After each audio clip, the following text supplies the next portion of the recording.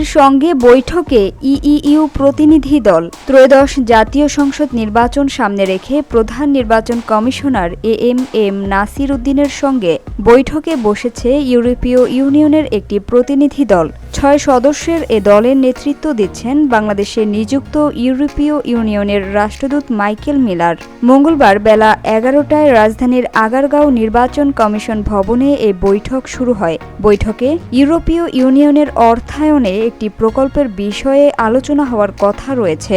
বেলা 11টায় ইউরোপীয় ইউনিয়নের 6 সদস্যের একটি প্রতিনিধি দল আসে ইসিতে। মাইকেল মিলারের নেতৃত্বে থাকা 6 সদস্যের এই প্রতিনিধি দল নির্বাচনী প্রস্তুতি, কমিশনের পরিকল্পনা, নতুন প্রকল্প নিয়ে আলোচনা হতে পারে।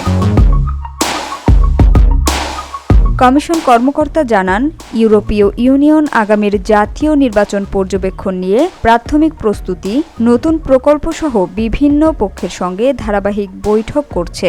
ইতোমধ্যে ইসির সিনিয়র সচিব আখতার আহমেদ জানিয়েছেন, ইউরোপীয় ইউনিয়নের একটি প্রাক নির্বাচন পর্যবেক্ষক টিম সেপ্টেম্বরের মাঝামাঝি সময়ে আসার কথা রয়েছে।